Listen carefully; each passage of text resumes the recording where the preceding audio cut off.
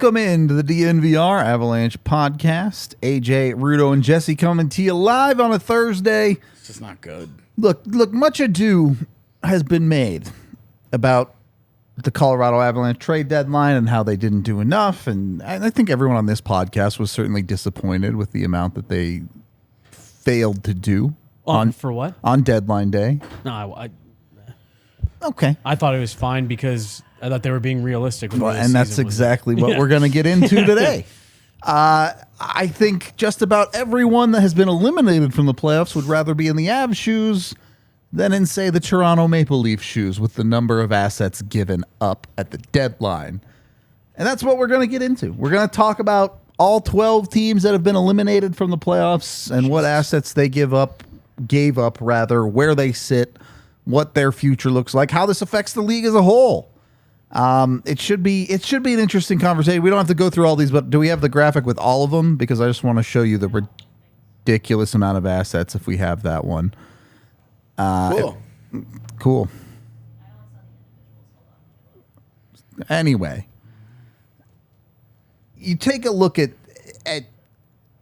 what I called the show was the cost of failure.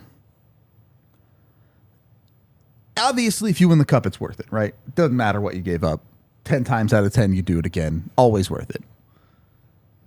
But how much is too much to risk at a trade deadline? 3 firsts? 4 firsts? I think it all depends on your team's status. Like, I was going through the graphics earlier. Yep. And like Toronto's the longest list. But I actually think theirs is one of the few that's like, you live with it because you had to. Like in their situation, you had to do that. Yeah, and I think we'll probably fall into the conversation today that there's a few of these teams that probably don't feel too bad about the decisions that they made. Yeah. If the goal was to win the Stanley Cup, then obviously these moves were failures. Mm-hmm. But I think I think 2 teams that I would look at it and say are probably comfortable with the decisions that they made and will probably make them again. I think Toronto's one of them. I think Edmonton is another. Yeah. And is there one team? Just because I want to see if it's the same. Is there one team that you think is looking at it saying we spent too much? Because I've got one that I think is feeling that way, no doubt. The one that I know a lot of people kind of bagged on the Rangers about it, but when you actually look at the list of assets, I know, but like it just doesn't. It's a lot though. It's a lot of stuff. Yeah, but I mean, like it's now assets that you don't have anymore. Like totally. It's not like super high. I mean, Vitaly Kravtsov's nothing to like turn your nose up at, but like that's. Oh damn! How sick would it be if the power went out? Like I know we'd have to like. Do the show over again? It would suck for us, but it would be cool. Right. It would be cool. Dude, I always liked when I was at home as a kid and the power went out. I don't know why. I just thought it was. I don't like it now as a person who's reliant on the internet. Yeah. Now it gets a little on my nerves, but you got 5G now. It's fine. Well, I was that's the thing. gonna say, your phone like, still works. It's like data. As long as your phone is charged. Yeah, you're in trouble. I have if multiple it's battery not. packs. Oh, so Because you're I do long road trips, so I've always got that stuff ready to go. Yeah. Yeah. But I don't know. yeah. It'd just be fun if like power's cut out. But I look at the way that I kind of gauge how much is too much. Again, for the Maple Leafs, I think you had to because you didn't really have like a next year. For a team like the Rangers, like there is a next year. Let's just dive into this. Let's bring up the Rangers one and see how much. Ludo doesn't like to let us answer his questions anymore, AJ. I think he hates us. I'm trying to advance this conversation. This is a huge list of stuff. Sometimes I end your conversation. This time I'm trying to add to Rudo, it. I'm just Come fucking on. with you. We're fighting, Jesse. We're this brawl on the couch right here. Which of these assets do you really care about? That could be a new segment. Brawl on the couch, brought to you by. Which of these assets do you care about? Again, ask me again at this next year's deadline. Which of these assets would you like to have back? Because I mean, there's only of all of these assets at next year's deadline. There's only 3 that would have been spent by the Rangers. Like this is a lot of stuff that they no longer have to deal with. And Do you care about Sammy Blais? Maybe. Do you care about Julien Gauthier? Maybe. No, not really, because they were upgraded on their roster. By who? Well, In the immediate. Sammy Blais, I believe, was in the Tarasenko deal. He was. And then I don't even remember the Julien Gauthier, I think, was the Tyler, maybe not the Tyler Mott deal. But you know what? I don't remember. The guy in the chat, we appreciate the dollar. You can go to dnvrlocker.com if you want shirts. Yeah, there you go. Yeah. The thing with me for the Rangers is it's not necessarily the value of the assets that they gave up. It's, did they pull the trigger too early? Yes, I think so. I think so. Because not the same. This is a better team than the Avs were in 2014.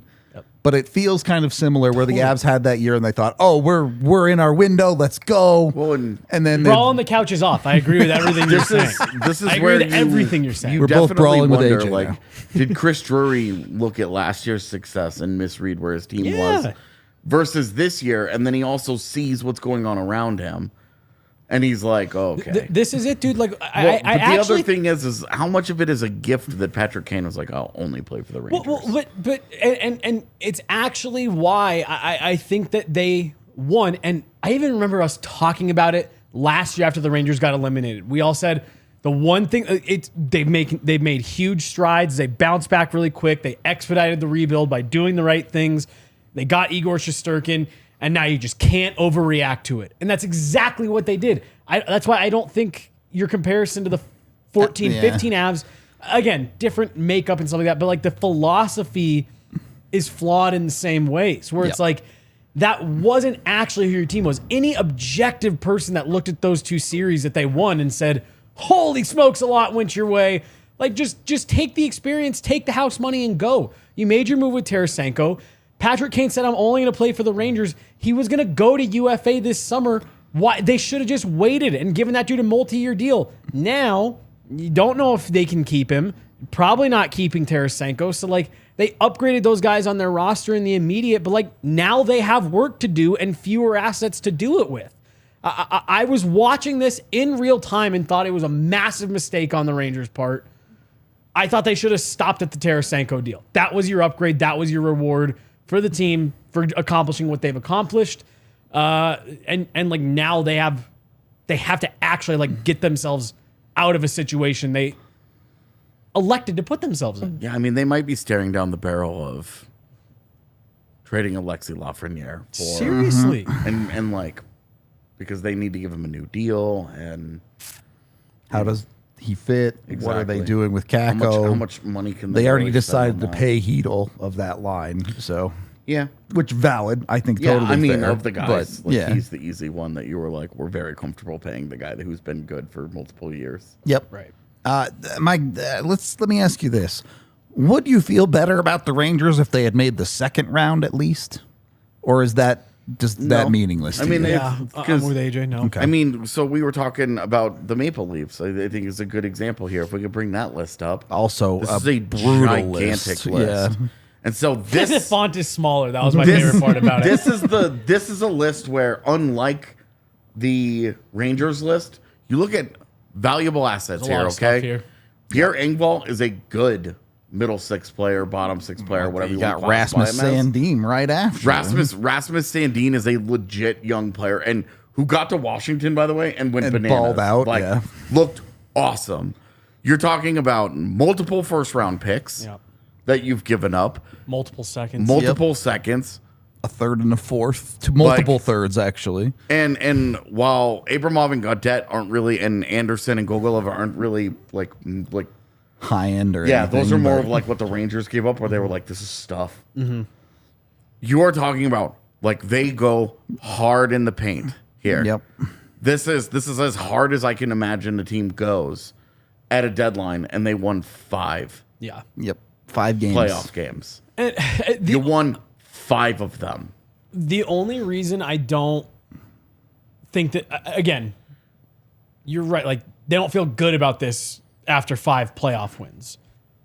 But I do think that this was way more justifiable than what the Rangers did. Yeah, just you because, understood that they had to do it. Right, That right. rubber was meeting the road with this era of players. Yeah. That they needed to say, okay, hey, we're gonna try and do this the argument that we were making at the time was, is this too much?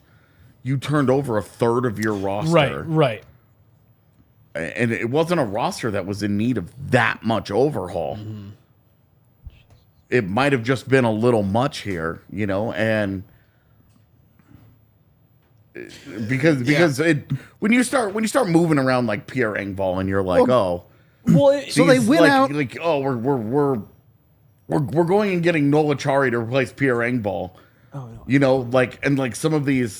Some of these moves where you're like, we had good players in this position already. They went out and got Ryan O'Reilly. Okay, I understand that. Makes perfect your sense, team better, dude. Even the Buffalo deal, or not Buffalo, Chicago deal, where they went out and got Jake McCabe. Okay, maybe they wanted to shore up their defense. Yeah, and Sam Lafferty. And then after that, they just went off the deep end, continuing to make moves for the sake of it, it felt like. The thing that you like about, say, the McCabe Lafferty stuff, these guys are signed. Yep. So there's multiple kicks at this can with a couple of these guys. But that's if those guys work, because you move out Sandin in part because you bring McCabe in. And they got Orlov for Sandin too. But McCabe does not do the same things that McCabe Sandin does not have a very good postseason. In my opinion, I didn't think he was very good. And you look at what Sandin did in Washington, and you're like, that's an L. This is not great.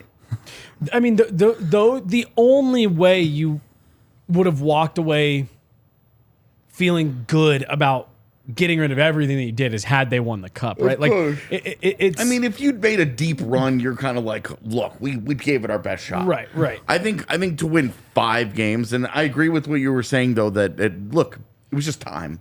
These guys needed to push all the chips to the middle and say, "This is our year. We're just gonna try and do it right now." And I mean, like you still, even though they won a round, like there's a great chance you're staring down the barrel of massive changes at multiple levels. May not shake out that way. My guess is that it doesn't, and that they just roll it. You can't just roll it back. I think they're going to, man. That would be a huge. You can't. There's no way you can come back with the same GM, same head coach, and the same core. You just can't. Yeah, we said that. I'm just gonna say we said the same thing about Tampa Bay after the Columbus loss. I disagree, because I mean at least I didn't feel that way. It's just there's a difference between how many consecutive first round losses? 6. Yeah, it was a bunch. The thing is, I think you're just trying to talk yourself into it when it comes to the coach and the GM. I think the core just isn't going to get it done. And that's why I think that the most likely thing that we see is I think they're going to make a move. Like, they're going to move at least one of those guys. If you're bringing back Sheldon Keefe and Kyle Dubas, you're moving one of those guys. Like, you just can't run it back with that same group for the 7th time. Like, you just can't. There's a difference between that and, hey, we had a historic season, we got bounced in the first round. This was a different situation. I would be really surprised if they did that. But either way, like, you had to make a deep run to feel good about that list of assets. But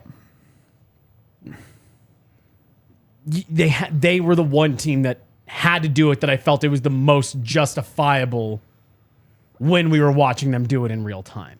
How much of these moves for the Leafs is them saying, hey, we have to do it, we're going all in, versus this arms race that we saw in the East that maybe forced their hand to do a little bit more? They kind of kicked it off with the O'Reilly thing. Sure, but then they made 4 more moves after that. Well, it was like it was like an arms race that just felt like it never ended, because it started early. I think really it's Tarasenko to the Rangers that gets things going, if I remember, and then O'Reilly was. Yeah, both of those were like 2 weeks. Yeah, early. they were really quick in quick succession, and multiple weeks before, because Tarasenko played 30 games with the Rangers, and it just ramped up from there. The Leafs, all the other teams were like, "What's our move gonna be?" The Leafs in particular really did strike me as less of just trying to keep up in the arms race and more of, I thought that was Kyle Dubas saying, nobody is going to say I didn't do everything possible to give this team a chance this year. That to me was his, like, If I'm going down swinging with both hands, full windmill, both arms going. And sometimes everything is too much, and you end up looking like Bart Simpson. So I want to laugh at that. Look, You said the windmill. Oh, okay. All right. so, Yeah. All right. I was like, I know I'll like it. I just can't figure out the connection. No, but you are right. This may be one of those things where it's like, yeah, you did everything, and you may have gone a step too far. I think you're right. Is what it is. There are some other teams I want to look at in the East, but we're going to get to the West in a second here. Before I let you know, we're brought to you by Pins and Aces. See that dope Avalanche colored hat right there? That's Pins and Aces. You see AJ's dope beanie? That's Pins and Aces. We got all sorts of sick golf merch. They're the official golf apparel merchandiser of DNVR. You can go to pinsandaces.com, use the DNVR code, and get 15% off your order. Get yourself looking good. I bet you they sell rain ponchos. You might need one today. It's hailing. Don't want to be on a golf course right now, is what that sounds like. I'll be so pissed if my car is missing. It's pretty small. It does not look bad. It does not. But Pins and Aces have you covered no matter what. Make sure you're looking good out on the golf course. Or, you just need a little polo shirt, need something fancy. They got you covered with that. They've also got things like the liquor stick and the beer sleeve, which goes right in your golf bag so you can be the coolest guy on the golf course. Check them out at pinsandaces.com. Also, if you have been injured in a car accident and it's not your fault, maybe some hail caused someone to crash into you, call 222-2222 to get a hold of Bacchus and Schenker. You can also go to coloradolaw.net. They will hear your case for completely free. If they think you have one, they'll take it on for completely free.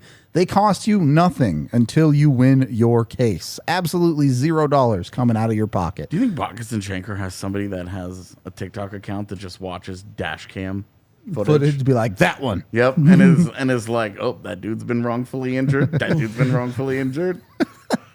Do you think they have a custom license plate that's just a bunch of twos? They should. I hope they do. That'd be hilarious. You can get a hold of them today. Again, doesn't have to be a car accident necessarily. If you were injured at work and it wasn't your fault and you're trying to get workman's comp, things like that. If it was a rideshare situation or you were hit on a bicycle, something like that, they will take care of you. They'll make sure to get you what you earned. Guy on a bicycle almost sideswiped right you into or me something. today. Yeah, as I was driving in. You could have got Bacchused. I tell you. Go or Shankered, also acceptable. Go press 2 for a while. Get a hold of Bacchus and Schenker today. Get your case rolling along. Second period of the DNVR Avalanche podcast presented by DraftKings Sportsbook. To answer that comment there about if the Leafs losing 7, the issue wasn't the number of games. It was the way they played in the second round. I just... Yeah. You can't go down 3-0. It was tough. It was... And then my thing that I keep coming back to with them and Edmonton, the two teams that we both said you probably feel most justified, what they did in net was embarrassing this year. Yeah, those were beds that they made in the offseason. You can't remake it halfway through. And what I like about both Toronto and Edmonton is that they got guys who are signed that they're going to get multiple runs out of. What I obviously don't like is that their goaltender situations are both still disastrous. Right. We'll get to that. I do want to get through these two very quickly because I don't think we'll have a ton to say. It's just the polar opposite of you look at all of the stuff a Toronto and a New York gave up, and then you go to the West and you look at Seattle and Winnipeg. Seattle, I get. They're still a team that's building. They really didn't give up anything. There weren't really any expectations of a playoff run from this hockey team. Nope. And their postseason position was a lot more tenuous on deadline day itself. They weren't confident they were going to even make it. Where it was like, is Calgary really never going to put this thing together all the way? The same way that we talked about Florida. Like, are they really just not going to do the thing? Okay, and what a disappointment. So this one I understand. We don't need to spend as long on. Winnipeg, I understand less. So the second round pick... The second round pick is for Niederreiter, who is signed. That is an organization that has a hard time convincing players to go there in free agency. Sure. So trading for players who don't have trade protection, because Winnipeg is always on that list, trading for players who don't have trade protection, who are under contract, is pretty smart business for them. And for the second round pick that they paid, for Niederreiter, I still look at that deal and go, look, I had done it in a heartbeat. Avs, you could have done that. I don't mind the deals that they made. What I don't understand instead is of Eller. Yeah, sure. Why? Same pick. Why didn't they do more? Because this does feel like they're coming to the end of their window as well. There wasn't. You look at that roster, and there wasn't a ton more. They were supposed to get Perfetti back. Okay. And so when you look at the forward core, they got Nemesnikov and Niederreiter with those 2 picks that we're looking at. There wasn't a ton more. They weren't going to be able to make the drastic move that they needed on defense. Like, if anything, they needed to make the Sandin trade. Go get Orlov. Yeah. Yeah, like they needed to be in the market for one of those guys that can defend but would really move a puck. So, like, they were... I don't have an issue with that Jets deadline. I thought that, hey, it's pretty measured. They don't give up a ton. I agree. It filled obvious holes for them. Niederreiter will be there for another year. They were also a team that sat at the top of the Central Division for a period of time this season. But, so it's like, we're in a top 2 position for 50 games. Right. And so, you're sitting there, and I think if you're, that front office, you're saying, okay, we think that's who we are. We think we have that level. We're slumping. I like the 2 players they got. I think those are deadline players that are quality ads. And I'm with you, AJ. Like I really don't mind it given where the team was. And again, this might just be another one that we'll see what happens this summer. And that's an organization that faces way bigger crossroads than they gave up a second and a fourth. That's why I do wish they win a little bit harder, because it really does seem like they maybe have 1 year left before that core goes kaput. But you don't think it's this summer? It could be this summer. I don't but trust Chevy. Chevy came out and said, "We're going to keep it together and we want to run it back." Basically, I don't think he has the balls to trade Hellebuck. I don't think he has the balls to trade Mark Scheifele. I think he probably. I think he'll feel the pressure to trade Dubois, knowing he's going to lose that guy. Yeah. We'll see. We'll see what they end up doing. Did just want to touch on 2 of the teams that really did not spend very much. Yeah. Well, and I mean, where's Dallas? We're getting to them. Yeah. Because I know they also didn't spend very much. Do you want to go there first, or do you want to go to Edmonton first? No, let's go with Edmonton. They're the more interesting. Because they're out. And they are out. Indeed. Yeah, obviously. Yeah. Actually, we probably don't even have a graphic for Dallas, because I only picked teams that were out. We only did for teams that are out. Yeah, I thought I saw one. Yeah. Well, was there? Okay. Maybe I made sure to make one for them. I don't remember. This is low key a lot of stuff they gave up. It's a lot of stuff. Like, it's a lot of actual players. Is the weird part. So Kesselring actually had a really good run in Arizona at the end of the year. Yep. Puljujärvi, we all talked about whatever. He'd been on the outs in Edmonton forever. Yeah. He hasn't done shit in Carolina. Yeah. He hasn't done anything there. They've got to be feeling like we did a deal with the Devil, which is one of the smartest teams in the NHL, and they're just fine. Like they're walking out of that like, see, we were right about this. But they gave up an NHL asset that was signed in Tyson Barrie. Yep. Like a good quality offensive defenseman. That's fine. They didn't really need him, as evidenced by the fact that Evan Bouchard filled that role just fine. Yeah, and was great. But they can't trade him again. Like, that's an asset that's now gone. And this is essentially 2 first-round picks, because Reed Schaefer was a recent first-round pick. Yep. And when we get to the Vegas did the same thing. Yep. Where they ended up dipping into guys they had just drafted in the last 2 years. Well, and Vegas is basically out of those assets now. But right. I think Brendan Brisson just continues to dance. Yeah, be the one guy who's not getting traded. They're just like, no, we're not moving him. But this is like for a team that just, what all did they really add at the deadline? It's like Ekholm. Ekholm's the only one you feel any good about. Like Bukestad had a couple of goals. It's not super high impact beyond Ekholm. Yeah. But that's not a team that, one, has very much money, and they don't have an enormous amount of assets to play with. Yep. and this was kind of a big deadline for them. You like the Ekholm thing because he sticks around. You have to be disappointed with what he did in the Vegas series, though, right? I mean, I'm more disappointed that 3 Darnell Nurse blowouts. was He horrific. was so bad. So No, We've all been on the same page about Darnell Nurse for a couple of years, though, while, right? yeah. It's just like he's good, but he's massively overrated nationally. He's a fine NHL player. Right. Who is? What are you guys doing with them? With that? Why did you pay him that? Well, dude, I remember last year was it last year that the NHLers were supposed to go to the Olympics, and it was that at the beginning of the year there was a couple like TSN, Sportsnet like mock rosters that had him as a top pairing guy. I was like, I must be missing something. Yeah.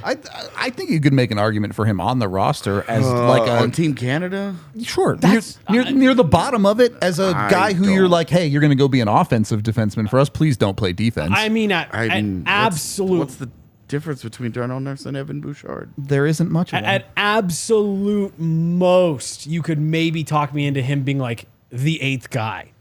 Sure. I'm at most. He's definitely not a top pairing guy or even close. And I saw several different ones. I was like, maybe I'm not watching him enough. There are some guys in the league that have evaluations where I feel that way all the time. Where I look at a guy and I'm just like, I don't get it. Like, what am I like?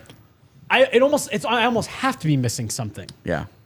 There are guys in the league that I feel that way about. The thing on both sides where I watch a guy like Michael Bunting and I'm like, how in the world did this guy end up with a $900K deal?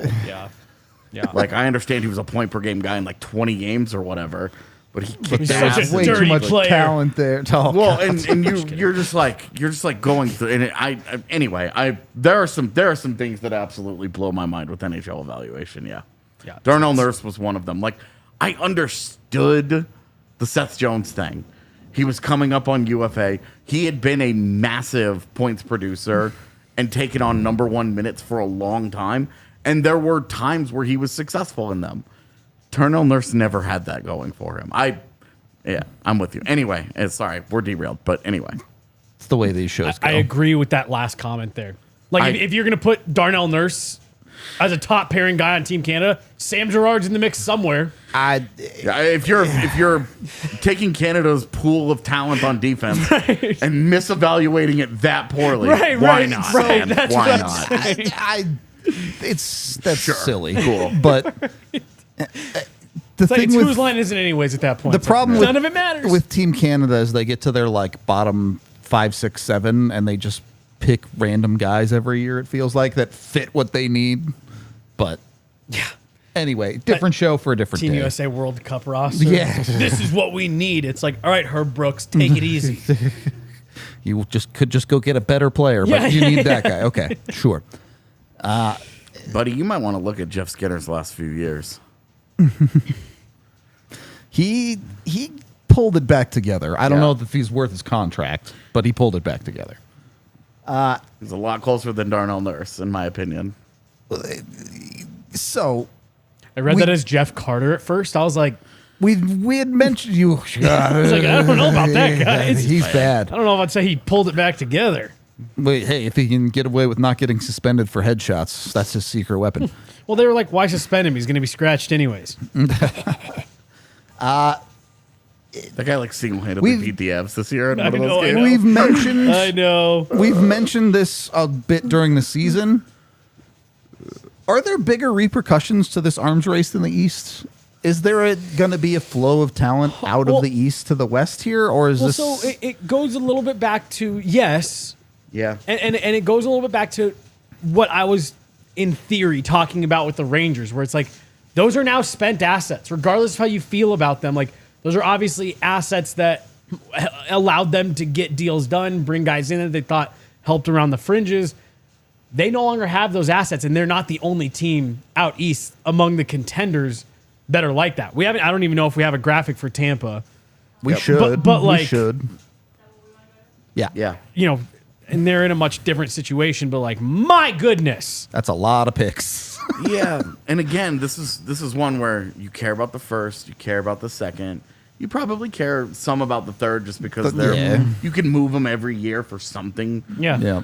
You don't care about the 4th and 5th. Not really. You really don't care about Cal Foote and Vlad Namestnikov. You're fine with that. No, see the Cal Foote one, I do think, again, that's just like a... He's not good, so I don't think it matters. But again, you moved him.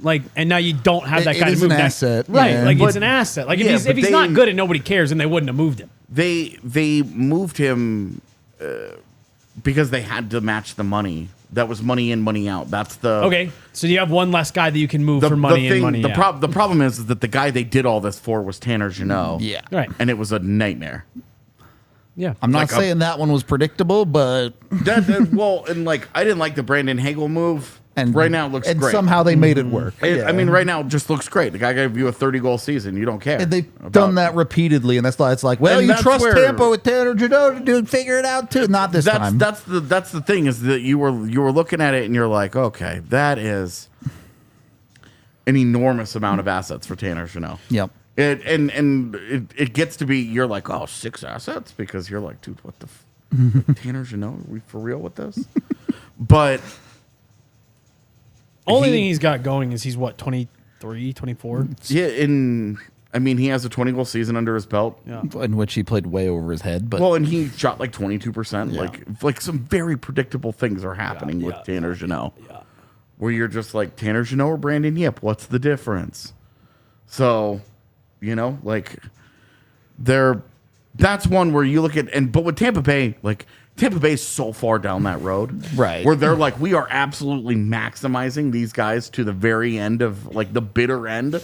We are going to keep doing this. They're going to do this again next year. Yeah. And you know what? And for my money, as long as they continue to have 100-point seasons, go for it. And that's fine. Go for it. I love that they're not going to do what Chicago did, which is just wither on the vine and die. Right. I'm with dudes, you on that. They are like, these guys can still play. Mm-hmm. There's not going to be any Patrick Kane wasted season here. They are getting awesome production out of the guys that they paid for. They made a big commitments to some guys, to a guy like Sergachev. He got a bigger role this year and played great. Yeah. And you're just like, these guys know what they're doing. They miss on Tanner Jeannot. At least right now. Immediate, yeah. For right now, they've missed on Tanner Jeannot. It's a big miss. They have no margin for error. That's where they are. They have there's no it was worth the shot. They have no margin for error. If they're paying, our window is over. If they are because paying we missed this, 6 assets for a guy of Tanner Jeannot's caliber because he makes $900K, they have to get it right. Yep. But you respect that they're doing it. Mm-hmm. And the accomplishments that they've had. So I was just about to say, it's a lot easier to respect what they're doing, given the recent success that the organization has had, and you really do. You're talking about this group, the Kucherov, Hedman, Stamkos, Vasilevsky has given you 2 Stanley Cup and 4 finals, 2 wins and 4 finals. Yeah, so you have no complaints about this. You just keep running it back because cool. Yep.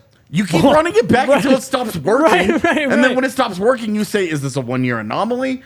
Or are these guys all washed? Do we need to start to transition? And you now almost what's next? You almost even sit there and you're like, oh shit.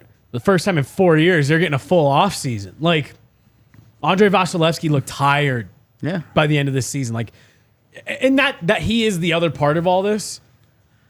As long as you have that dude, you just go for it. You adopt the Pittsburgh philosophy. If we got Crosby and Malkin, we're going for it. Yep. If you're Tampa, if we have Vasilevsky and Hedman, we're going for it. Plus, Braden Point, Steven Stamkos, Nikita Kucherov. Kucherov. And they're all signed for the rest of time. Right. Yep. And so it's just and Stamkos, I think, actually has an expiring deal where he'll probably... He'll come back on the team friendly because he's been there for his whole career. No state tax. Yeah. Shorter term commitments where he'll be like, I'll take $7 million. Well, I was going to say, and it was when he signed the deal that he's on right now, I remember the big story that summer was Toronto offered him 11.5 and he signed for 9 and some change in Tampa.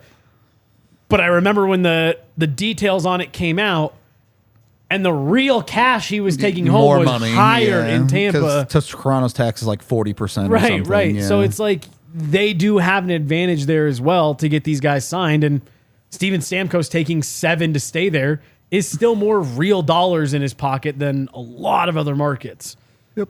And so it's just, Wait, you mean he's not going to get to the end of his career and just want to go home to Toronto and be the 38-year-old savior? Maybe he would do like for $1 million. Yeah, maybe he'd do like 1 year there when he was 50. I don't even think even then. Anyway, look, when you're making as much money as Steven Stamkos, you could probably afford to buy every pair of Shady Rays in the store. So instead, probably he makes $9 million a year. Yeah, I mean, I don't know how big the store actually is. You don't know how big their stock room is. Yeah, you walk into it and it's a warehouse, and it's like, but it's because they got a ton of choices. AJ, so many different styles. Sleeping on the amount of choices over there. Honestly, this guy. Go get your Shady Rays today. You can go to shadyrays.com to order. When you use the DNVR code and get 2 pairs or more, you get 50% off your order. You don't have to be rich like Stamkos. Also, when you treat your Shady Rays like most hockey teams treat the Stanley Cup that they win, you can get them replaced. You lose them, you break them, you just don't like them in the first 30 days, send them back. They'll send you a new pair or refund you. Sending the Stanley Cup back? We don't like this one. We don't like this one. Bro, I've told this story before. I got a close look at the cup between the locker room and when they were going up those escalators. I got a nice look at it. That thing was way more damaged than what people thought. It did not stop with Ave Kubel dropping that. I'll tell you that right now. Only one guy got famous for it. Yeah. One guy got the memes. Several guys dropped it, it looked like. I mean, the McDermott one is the classic. That was well after, but there's no way it survived that. That was my thing. It was like right before it went up the escalator. I was like, I saw this on the ice like 30 minutes ago. What did you guys do? Yeah, no kidding. Silver's not that durable, it turns out. They sent that one back for sure. Yeah. They wanted to play with the backup cup. Yeah. Go get your Shady Rays at shadyrays.com, or if you're local, they have a brick and mortar in the Park Meadows Mall.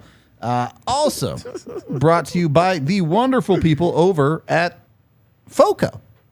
You can go get your bobbleheads. You see this sick little bobbleheads of the Avs guys coming over the boards. Dude, I really here. do think this is so dope. It's one of their coolest ones by a long shot.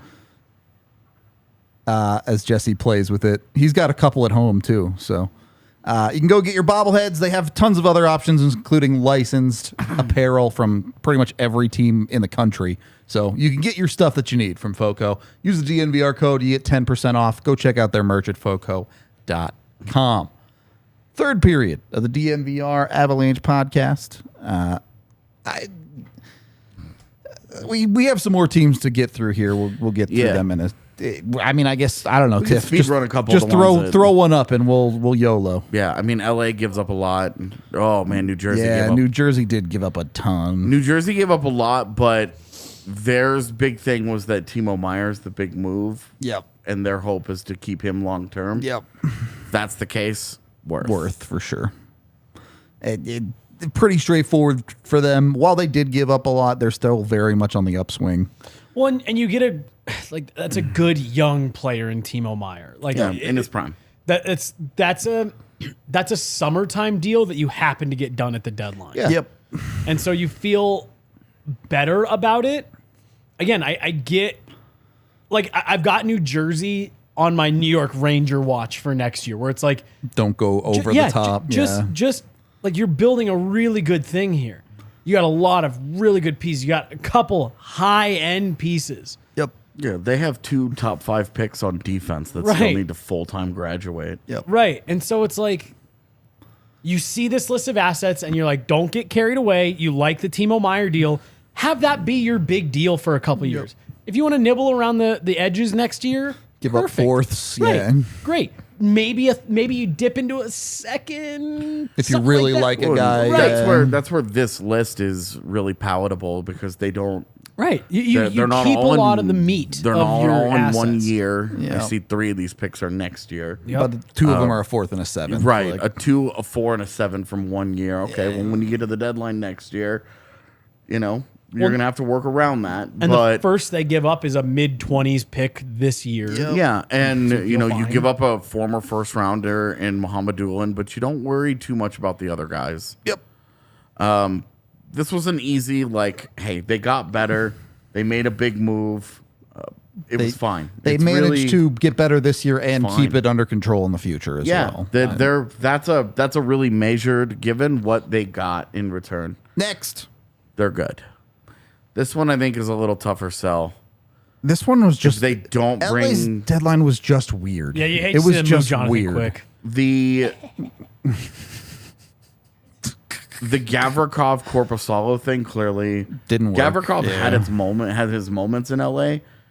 I thought he was such an odd fit. Like watching him play at times for them in their series, I felt like he was just in a different zip code mentally than some of the other guys. Like he just didn't fit Like, what they were up to. And then Korpisalo was terrible. was bad in that playoff series Well, for them. It was terrible. I disagree on the whole because I actually thought he had a couple games where he was really good, and you felt he actively really good cost about them 2 games in that series, man. But late in the series, and that's why they lost. right? We're saying the same thing here. Okay, I said I thought in the beginning of that series you were feeling really good about it. You're like, holy smokes, Korpisalo, that could pay off. They got up 2-1, and the wheels came off, and that I think had to be the most disappointing part. Was you were like, perfect, this is working out. We're gonna look great. And then it didn't. Let me ask you this, because I don't think there's a ton that you gave up here other than the first. Like, you're not too worried about those other assets. Totally. You don't love the quick thing. Are there repercussions as an organization? From a culture standpoint, you don't love that you just took a franchise icon right at the end of his contract, right at the end of his career, and just dumped him, basically. And yeah, kind of put the knife in his back right at the end and didn't allow him to go out on his terms.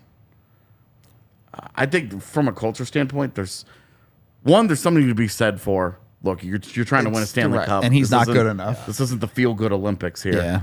But Wouldn't it be funny if he now gets a ring with the Knights? But also, like, I kind of, like, if he even, like, got into a game and, like, he was like, well, is he not a great candidate for gets into one game, throws a shutout, and you get 2011 quick for one game, or 2012 quick one game, and then whoever he had to fill in for gets back in the net, is healthy again or whatever, and it's in the final or something like that, just as like a the old like a maximum, like, that's for you, Rob Blake. right.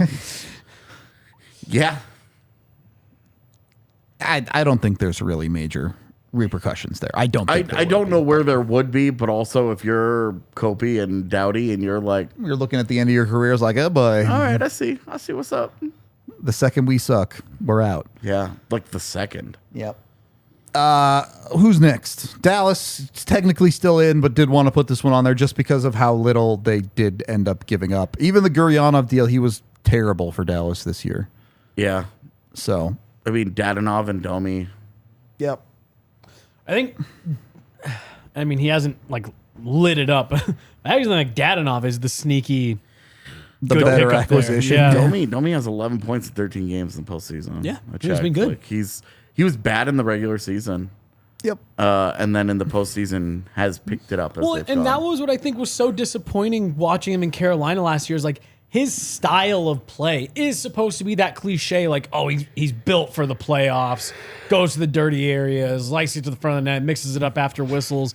And you just watch him in Carolina last year, it was like, this guy's completely ineffective. Yeah. Like, he's doing nothing out there. But he's had a nice impact for Dallas, a couple empty netters here and there, but, like, he's been good. He's been fine, yeah. He's helped them. I've been really confused by all of the Dadonov, like all the stuff that's like why Vegas was, of all people on that roster last year, why he was the one they were trying to move. It's like, he's the only reason you're in games right now. Yeah. With all the injuries and everything they were going through, Dadonov was great for them. It was at the end of the year where they gave out like their yearly awards or whatever. Yeah. It was like, Dadonov had the most first stars of the game across the course of the season or whatever. And it was like, oh, you guys tried to move on from this dude? Like in a really fucked up way. Yeah, in like players are going to remember this. Yeah. Right. And yeah, I don't know. So I just, he's an interesting one because he's a guy, like, he can put the puck in the net. Like, he has offensive upside. And I just have thought it's been weird to watch him just kind of get bounced around these last couple of years. definitely a weird one. Kind of like on the far end or the reverse end of the Darnell Nurse thing, where it's like, again, what am I missing about this guy? Like, why does anybody seem to want it? Something doesn't add up. I think we have a couple more. Yep, New York, which, they went out and got Besser very, very early on. Horvat, you mean? Besser, yeah, Horvat, obviously. The Canuck that actually got traded. Yeah. Well, and they signed him too, because I remember when they did that, I was like, we were all like, "What are you doing?" Yeah. Right. I was like, I don't like this currently where they're sitting unless they re-sign him. And they did. And that's now a nice fit there for him. And this is like he needed to play better. I get this is a shorter list than some of these other teams, but these are big assets. That's a first. Atu is technically a second, but a first round caliber talent. Yeah, Atu Ratu is one of the better centers not in the NHL. Yep. Beauvillier was a very solid third line. He maybe even could argue middle six guy for New York. And then a third is a third. That's not that big of a deal, but yeah, the third they get for Engvall. Yeah. And like those were good moves. They were not an easy out for Carolina. Yep. And so this one's more of a to be determined on how these pieces kind of play out and how Horvat adjusts to New York long term. Like, look, if you can make deals at the deadline that you feel make you better in the immediate, and when the season is over, you can still have a we'll see. Yeah. Like you're fine. Like you're good with that. Based on a deadline. Off season, a little bit of a different conversation. But yeah. He's 34. Dadonov's a free agent. Is this a guy that you would consider if he would take $2 million on a 1-year deal in Colorado this year? I feel like anyone who would take $2 million is our magic number in Colorado. Well, I think he'd be a good middle six guy. He's on $2 million deal, so that's like, I'm not just like throwing the dart and being like, $2 million. What was his final stat line for this season? It's split. Hold on. You can bring up another team while AJ looks this up if we have. Yeah, Minnesota. So Minnesota's just in a super weird spot generally because of their cap crunch. They also brought assets in with some trades that are not on this list. I don't really have a ton to say about them. So he had 73 games played. He scored 33 points. He only had 7 goals. It's a little low. Yeah. At a $2 million middle six guy, I would put that on my. I'd rather take I'd have him on my list. I'd want to look at the underlines. Totally. I want to look at some of his fancies and stuff like that. But on face value, consider being intrigued here. I'd rather take a shot on someone like a Drouin at face value. Well, and the thing is, they're going to have to do a couple of these this summer, and especially 1-year deals because that's where they have the extra $7 million from stringing it along. Yeah, is so they could use a couple of these kinds of deals. So sure, throw Dadonov on the list. Throw Engvall on the list.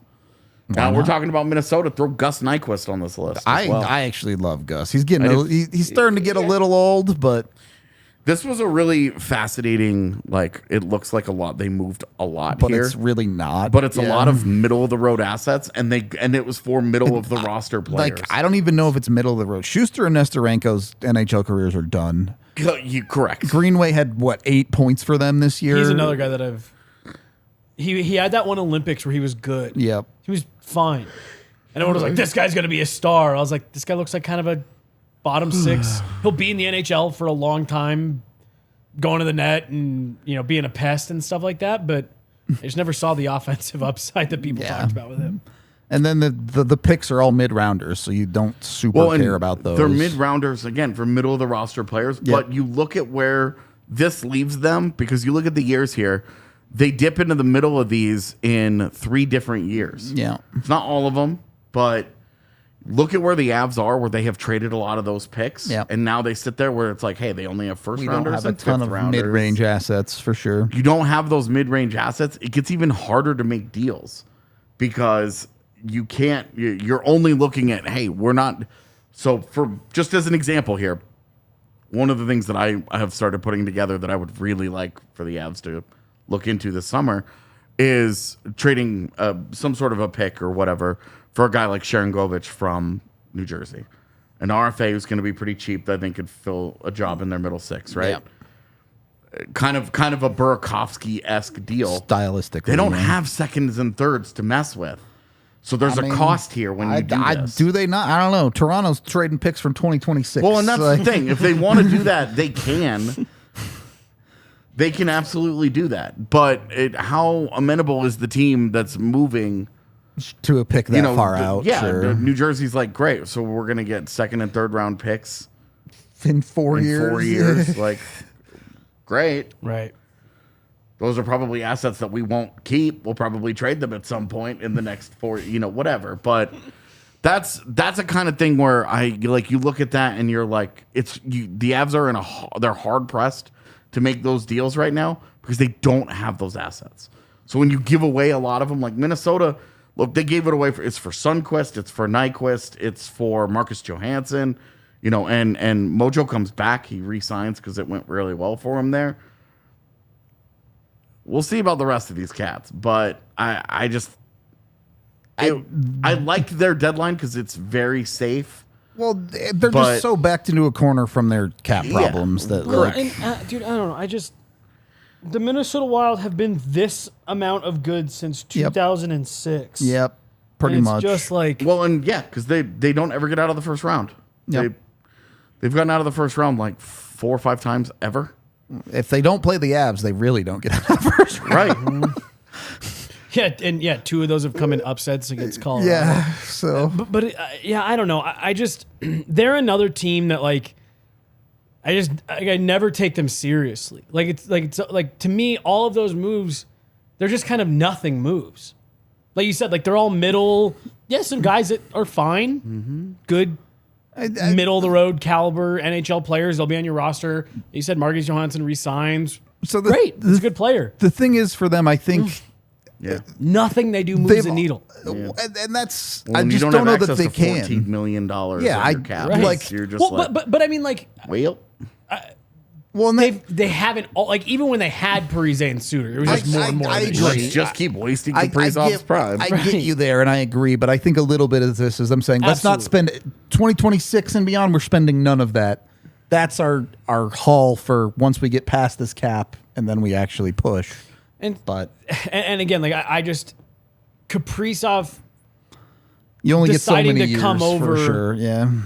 And being the level of player that he is, I actually think made it worse because, gosh, wouldn't it have been easier to take a couple of these years to just tank out? Reset and just rebuild and be like, hey, we're just going to do that. And that was what it felt like what they were planning on doing. And that's why I was kind of like, oh, damn, what are you doing now with this Kaprizov kid? And they're like, oh, no, we're just going to take on this huge dead cap hit and still keep going for it. It's like, huh?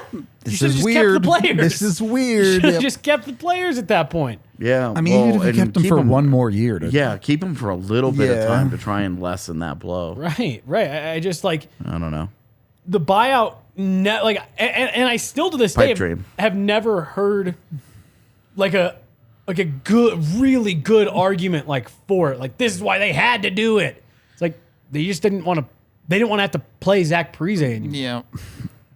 And they weren't as good as their contracts, but no, and I think a lot of people, Parise especially, had really fallen off at the end there. Suter had given you, I thought, a couple of years where he actually did live up to the dollar figure in the term and all of that. Suter was still a top 4 guy when they moved on from him. Yeah, he's an effective D in Dallas today. Yeah.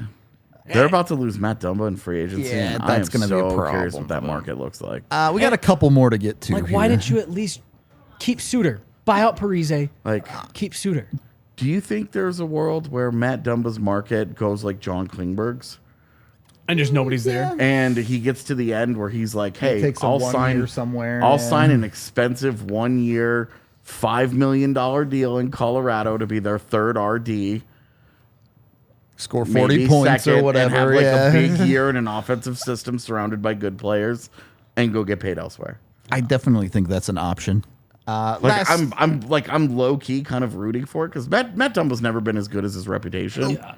But we've talked about a lot of these guys today. we have the Avs list here. You can also add Martin Kaut to this list. Yeah, Martin Kaut, Jacob McDonald, I guess. It was technically not a deadline deal. So I'm never sure what to do with some of those. So I didn't know where do you draw the line of what's a deadline deal and what's not. But really, you look at it, and the Avs didn't give up a ton either, and we knew this. The only thing that they gave up is that second round pick, which does hurt because they've used them so well and at other times. And that one, for me again, even though it's a 2025 pick, I do look at that one going all the way back to the beginning of this of gosh, you really feel like you maybe could have spent that better based on other prices around elsewhere. the league. Yeah, had it been a 2025 third, I don't think anybody would be sitting here being like, God damn it. Right. But it's just like because you could have used that 2025 second to go get Sharangovich. That does have value to it, but like I said it at the time, and everyone gave me shit for it. But like, I really did think that the Avs front office was stepping back and saying everything that could have possibly gone against us has gone against us this year. We like our core. We don't even know what our health status is going to be come game one of the playoffs. We're not going to spend the way that we did last year because we just don't think it makes logical sense. They don't have the assets to do it, but sure. And I think this is where you're building to the correct takeaway from this deadline. What did we learn from all this? We talked about this for a reason. What did we learn from this deadline versus last year's deadline? Losing costs a lot. Not all deadlines are the same. Right. Who were the difference makers that came out of this deadline? We're talking about Evgeny Dadonov. Right. Well, and you could really even make the argument last year because, again, a bunch of people brought that up at this year's deadline. Oh, look what the Avs did last year. None of those guys, with the possible exception of Arturi Lehkonen, none of the guys the Avs went out and added at the deadline last year were considered like the big fish. Lehkonen, again, there was buzz around him. Yeah. But like the Avs made moves that they thought fit what they needed and filled the holes throughout their roster. Like everyone wanted to point to Lehkonen was on their third line the day he showed up. Right. And everyone wanted to piece. everyone wanted to point to look at what Toronto did, look at what the Rangers did. Boston, we haven't even mentioned Boston, they paid some decent assets to bring in players. Boston was also this is the last ride, this is a historic roster. Totally. They're all in, and I totally got it, and I have no bones about the Bruins. Me either. Well, that was totally But fun. I'm more of just saying, like, it's not always just who brings in the biggest player, who spends the most. It's how do you fill out your roster. The best fit. Right. Yeah. That fills the needs that you needed filled the best. Yeah, and to be honest with you, I like how Eller played in Colorado. Yeah, I'd bring him back. I've talked about this. I would consider bringing him back depending on how much he wants to make. If he wants too much money. If he wants, and putting him in a proper role around, like if he is your 4C, set and forget 4C, and he is a PKs, Cogliano and O'Connor are surrounding him, and if it's not Cogliano, it's somebody else, whatever. Yeah.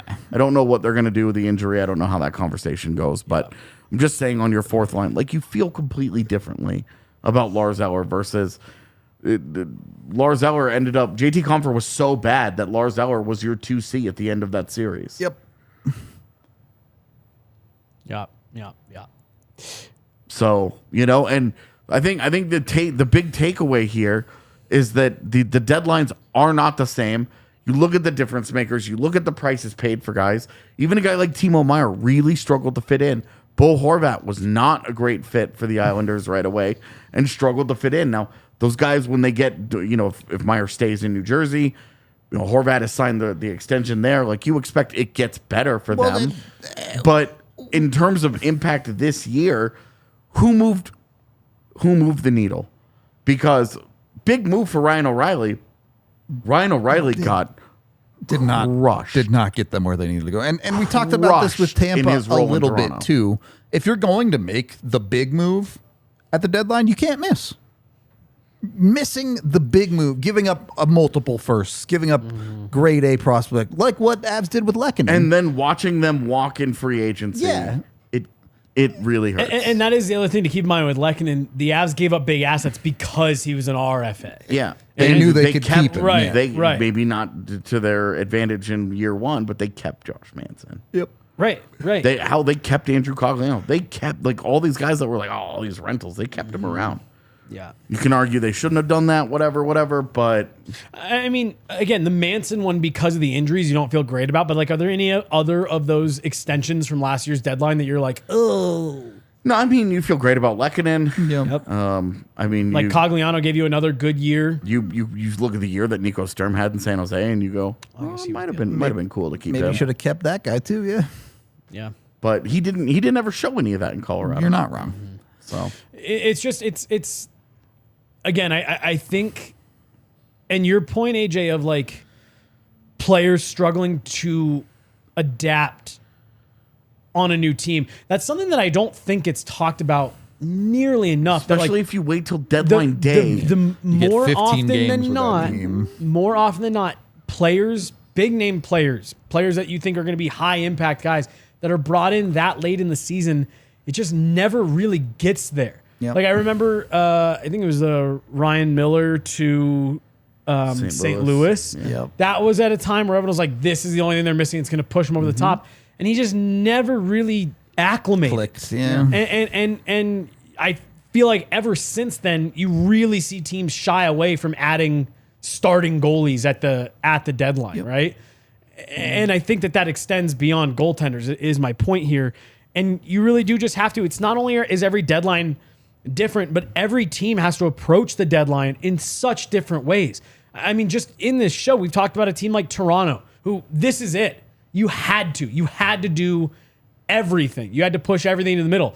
And then on the other spectrum, or on the other end of the spectrum, we feel like a team like New York did that and maybe didn't have to. You look at a team like Colorado that said, we did it last year, we're going to pull back this year. Team like Tampa who says, we're doing this every year because of where our players are. The other part of the deadline is the moves not made. Everybody talking about, the Avs could have done this, they could have done that, they could have used this pick on a better player. Which one? Right. Like, we know that the Avs were not in on Max Domi because there were... Well, they were, but... They were not, because when they had conversations with their players, they said, we're not doing this. The front office was in on him, and then they talked to they talked to the rest of the organization. They're like, maybe we're not. And the locker room said veto. Yep.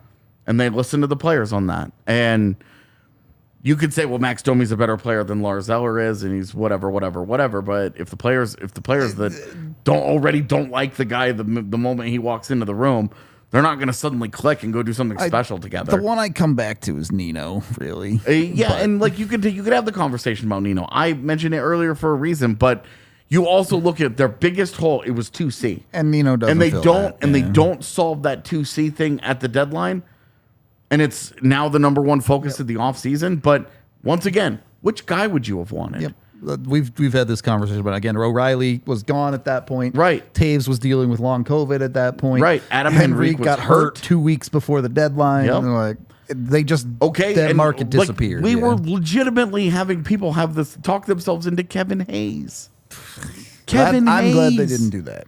Kevin Hayes with a $7 million salary. The only reason I would have been happy if they would have done that was because I told Peter Baugh, like before Christmas, I was like, when Kevin Hayes got scratched, it was the next day we were at the rink and Peter goes, I'm starting to put together a list for trade deadline. Do you have any guys that maybe I wouldn't have thought of? And I was like, I haven't heard this anywhere, but like they've loved Kevin Hayes for a long time. It's not going well in Philly. I was like, I don't know. And then when people started talking about him near the deadline, I was like, I would just like to see this happen because that would have been a crazy thing for me to predict out of like the blue with no evidence, just like a name.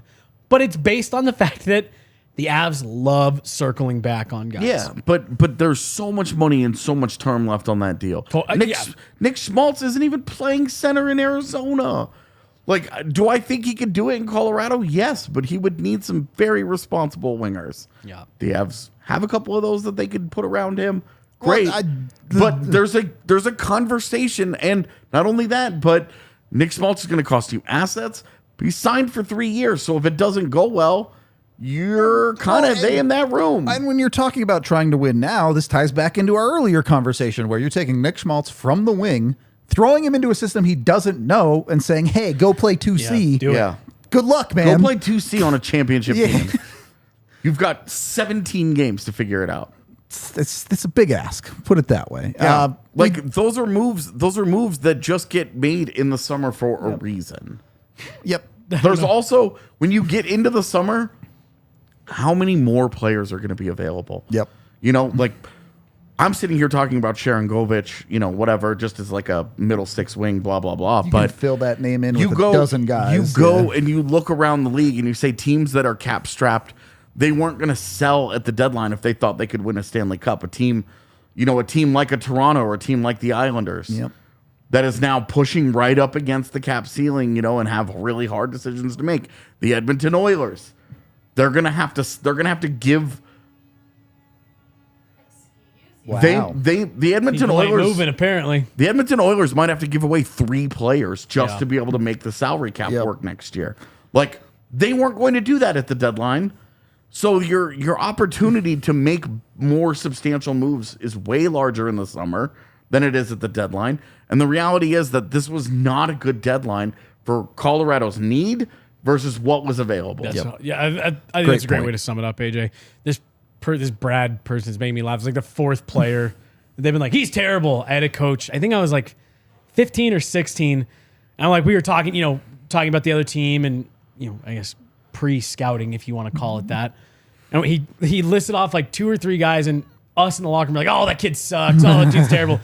And our coach stopped. He goes, I could bring Joe Sakic out here, and you guys would be like, oh, that guy sucks. He's like, these are good players. Like, they're near the top of the league and points and stuff like that. And it is just so funny how you have that mentality of like people that aren't on your team. Or in this case, like people that you don't root for, you're like, boo, awful, terrible. And it's like, they're fine. Like, they're good players. We do have one super chat here. From Melanie. From Melanie, who gives us way too much money, but thank you, Melanie. She says, thanks for the daily content, learning a ton. Take care. We appreciate you. I will say, guys, like genuinely, this is a shout out to you guys because you guys come up with a lot of our show topics, and I hope this doesn't come off like backhanded, but I really do think that like we've been, is this 3 weeks now? We've been into the Avs 2.5, 3 weeks. And I really do think these have been some of our best off-season shows, like in a while, because I know that we really do try to like dig super deep sometimes. And I think that we've just spent the last couple of weeks like saying, we're going to talk about what we think is the most relevant and what's going on around the league. So I just shout out to you guys because you guys come up with a lot of this stuff. And I've enjoyed a lot of these conversations over the last couple of weeks. I got excited when I saw the topic for today last night. So I knew it would be one you would care about. Yeah. We had to get this one in because we're talking draft tomorrow. Yeah. See, and that's like, because you guys can really dive into that stuff. And I liked the mock draft stuff. Was that last week? Yeah. It was a fun introduction. Yeah. Hey, here's the draft class. Well, and it was a way to make something fun that everyone was feeling really shitty about. Mm-hmm. Yeah. But and they ended up with the 27th pick anyway. Yeah, so it worked out for us. Okay. What's that? Yeah. Team Bonk. Let's go. I also want to just shout out, we just uploaded the interview with our PHNX friends. Yeah, there you go.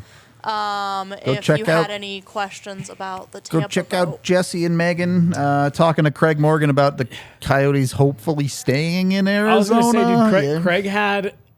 He was on this for just over 15 minutes. And I mean, like Craig is like the total pro, right? Yeah, I mean, he had every bit of information on everything from the political side to the team side to the, he was saying that he's got a very good source that is telling him there is a path to staying here, like a very viable path. And he gave us some info on that. So yeah, good call by Tiff. Head over to the YouTube channel to check it out. Cause it's something that part of what Megan and I talked about after that interview was this is a Central Division team. Yep, that matters to the Avs. If the Coyotes are having to move or whatever, like that has implications. It's also on one of the easiest travel locations for Colorado. Right now. Like we were seriously talking about Sacramento is on the list of cities that if things don't work out in Arizona, they could end up getting moved to. That could potentially lead to like you talking about Vegas moving to the Central in a couple of years. So like this stuff has real implications also, on what happens. Can we happens. not make that California road trip worse, please? Dude. 4 stops? Yeah. That would be pretty wild. Big week for Craig on guesting on DNVR because we're hoping to have him tomorrow. He's coming back for the draft stuff. I felt bad. I apologize. We were his 4th interview of the day yesterday. I bet he's been busy. And he had his own show, like the PHNX show in between that. So I was like... He told me he was very busy.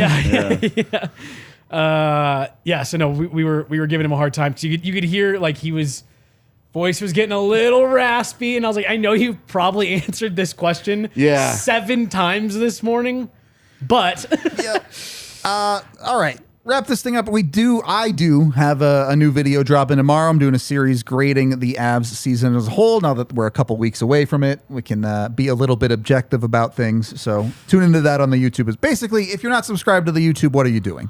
Go subscribe to the YouTube. Check out our stuff. We're out of here for the day, and we will talk to you guys tomorrow.